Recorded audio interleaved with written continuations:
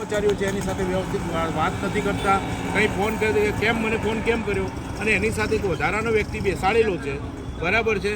એ વ્યક્તિ પણ આ લોકોની જેમ જાણી બોસ હોય એ પ્રમાણે જ વર્તન કરતું હોય છે. એટલે મારો પ્રશ્ન એ છે કે જો ગવર્મેન્ટે આ કોન્ટ્રાક્ટ સિસ્ટમ જ રાખવી હોય, બરાબર છે, તો પછી આ લોકોને પૂરું વેતન પણ મળતું નથી, તો ગવર્મેન્ટનું એ તરફ કેમ ધ્યાન જતું નથી?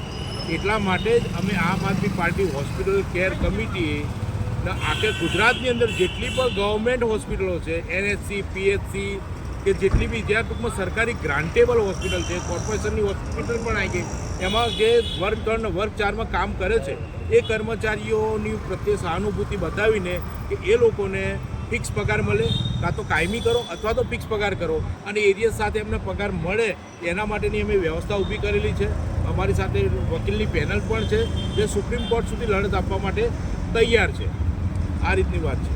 હાલમાં સિવિલ હોસ્પિટલ કે સત્તાધીશતાઓ જે છે તેઓનું આ જે કહેવાતા કોન્ટ્રાક્ટરો છે તેમની વિરોધમાં તેઓએ કંઈક આપેલ છે કે કેમ, તેઓનું વલણ શું છે? જે સિવિલ હોસ્પિટલના સત્તાધીશો છે અત્યારે હાલમાં એ એમ કહી શકાય કે ગવર્મેન્ટ એમ્પ્લોય છે, બરાબર, એટલે ચિઠ્ઠીના ચાકર છે એ લોકોને એનાથી કોઈ મતલબ નથી કે કઈ એજન્સી શું કરે છે શું નહીં, એનાથી કોઈ ફરક પડતો નથી. એમનું તો ખાલી એવું હોય છે કે ભાઈ જે એજન્સી એમના ત્યાં ટોપી બેસાડેલી હોય છે, બરાબર, એ એજન્સીનો જે બી માણસ હોય એને કહે છે કે મારે આટલા માણસ જોઈએ, આટલો મેન પાવર જોઈએ, અને સત્તાધીશો જે છે એ ત્યાં કંઈક જવા માટેના કંઈક બંધાયેલા નથી, કારણ કે એ હોસ્પિટલનું મેનેજમેન્ટ સંભાળે કે અંદર પેલા વર્કરોની પરિસ્થિતિ જોવા જાય, એટલે એના માટે આ લોકો એજન્સી જે બેસે પણ એજન્સીનો વ્યવહાર વ્યવસ્થિત નથી.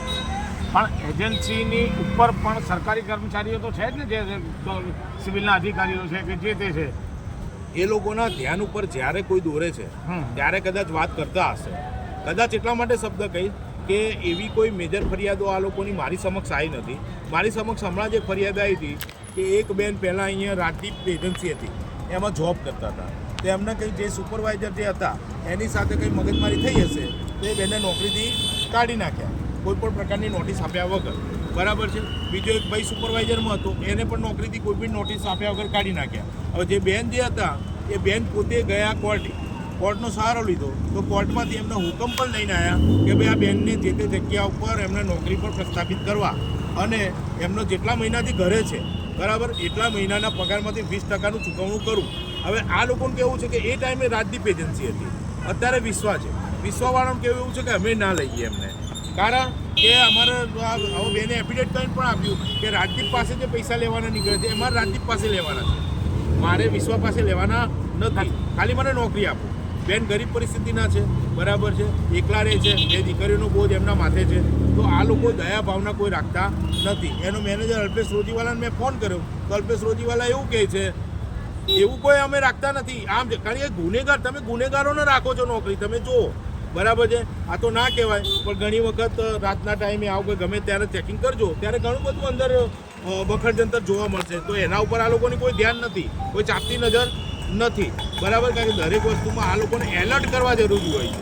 પણ મારું કહેવાનું એવું છે મીડિયા દ્વારા કે આ બેનની પાસે જે ઓર્ડર છે તો તેઓ why should be not contempt to the court, તેમણે કન્ટેમ્પ ટુ ધ કોર્ટનો જ સહારો લેવો જોઈએ, અને કોર્ટે આ લોકોને ત્યાં બોલાવી અને કાયદેસરની જે સજા થાય છે, જે કાયદાનું અપમાન છે, મેજિસ્ટ્રેટનું અપમાન છે, કોર્ટનું અપમાન છે, તેને અપમાનનો દાખલ કરીને તેઓની સામે કાર્યવાહી કરી. આ વસ્તુમાં મેં વાત કરેલી છે ઓલરેડી. ત્યારે એક ભાઈ છે જે નવો બેસાડેલો છે, આ ભાઈ રાજકુમાર પરિયારે ફોન ના ઉપાડ્યો, તો એ ભાઈને મેં ફોન કર્યો, મારો જો નંબર હતો તો એણે મને એવું કહ્યું કે કોર્ટ ઓફ કન્ટેમ્પ જે છે ને અમારે લાગુ પડતો નથી, રાજદીપને લાગુ પડે. મેં કીધું આ જે રાજદીપની જગ્યાએ વિશ્વા છે એ વિશ્વા લાવવા માટે એ બેનનો તો હાથ નથી, એ ગવર્મેન્ટે ઓર્ડર કરેલો છે કે ભાઈ અમારા, અને આ જેમની મેમની બધા જે નાટકો ચાલુ કર્યા છે, બરાબર, કોન્ટ્રાક્ટ સિસ્ટમ પહેલાં હતું જ નહીં, તમને ખબર ન હોય તો કહું, પહેલાં કોઈ કોન્ટ્રાક્ટ સિસ્ટમ હતી નહીં. આ ભાજપનું જે શાસન આવ્યું એ પછી કોન્ટ્રાક્ટ, અને ખાલી ગુજરાત રાજ્યમાં જ કોન્ટ્રાક્ટ સિસ્ટમ ચાલે છે, બીજા કોઈ રાજ્યમાં કોન્ટ્રાક્ટ સિસ્ટમ નથી, એટલે અમે કોન્ટ્રાક્ટ સિસ્ટમ નાબૂદ કરવા માટે એટલા માટે અમે ઝુંબેશ ઉપાડી. પણ મારું કહેવાનું એવું છે કે કંપની વિશ્વા હોય કે ગમે તે હોય, કોર્ટે આદેશ કર્યો છે એ નોકરી માટેનો કર્યો છે, એટલે નોકરી એ આપવાનું કામ સિવિલનું છે, સિવિલના જે તે સત્તાવાળાઓ છે તેઓએ તેમના જે તે પેટા કોન્ટ્રાક્ટ છે તેઓને આદેશ કરવાનો હોય. ગઈકાલે ઓલરેડી આ જ વસ્તુને અનુસરીને એ બેનનો અરજી અને કોર્ટનો ઓર્ડર અને એમનું એફિડેવિટ કે ભાઈ મારે વિશ્વ પાસે કંઈ લેવાનું નથી એ આખું બીડીને અમે સુપ્રિન્ટેન્ડન્ટ સાહેબને સુપ્રત કર્યું છે.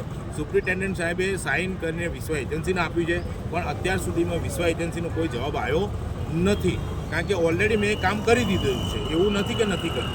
જો કદાચ મને વ્યવસ્થિત જવાબ નહીં મળે તો બેનને અમે હોસ્પિટલ કેર કમિટી, બરાબર છે, અધ્યક્ષ સ્થાનેથી હું હોસ્પિટલ કેર કમિટી આમ આદમી પાર્ટી મારી ટીમ સાથે એમનો સહકાર આપવા તૈયાર છે. બેન અત્યારે હાજર છે, બરાબર. 5 મિનિટ પછી તમારી સાથે હું વાત કરાવડીશ. એ સિવાય બીજો મુદ્દો એક એવો હતો કે એક વ્યક્તિ છે, બરાબર, એ પોતાની જાતને એક્ટિવિસ્ટ સમજે છે, બરાબર. એણે અહીંયા એક 600-700 જણાની યુનિયન ઊભું કર્યું, બરાબર, પોતાના પર્સનલ લાભ માટે. એટલા માટે હું કહીશ કે એ વ્યક્તિએ મારા નામનો ઉપયોગ કર્યો છે, બરાબર, હું એની પર અને એ આખી ટીમ પર બદનક્ષીનો દાવો પણ કરવાનો, બરાબર છે. હું એક રાજકીય પાર્ટીનો રાજકીયનો અધ્યક્ષ છું, બરાબર છે. એ માણસે એનું ઢાંકવા માટે આ ક્લાસ 4ના જે કર્મચારીઓ હોય એ લોકોને એટલું બધું નોલેજ હોય નહીં આ વસ્તુને લઈને કે આ શું, એ તો તમે કંઈ એમને કંઈક સારું બતાવશો, તમને સાહેબ કંઈ તમારી પાછળ જ આવવાના છે, બરાબર. એ લોકોના 650 રૂપિયા ઉઘરાયા છે, એનો આજ દિન સુધી કોઈ હિસાબ નથી, બરાબર. કોઈ વસ્તુની કોઈ ચોખવટ નથી. લવાજમ શબ્દ વાપરવામાં આવ્યો છે, લવાજમનો મિનિંગ શું છે એ ખબર નથી, કોઈ રજિસ્ટ્રેશન નથી અને લોકોને ગેરમાર્ગે દોરવાના ધંધા કરે છે, બરાબર છે. એટલે આજે જ મારે શું કહેવાય એમની ટીમ સાથેના માણસો સાથે હું વાત કરવાની કોશિશ કરી રહ્યો છું, બરાબર. કોઈ મારી સાથે વાત કરતા નથી. ચેરિટી કમિશનમાં તે લોકો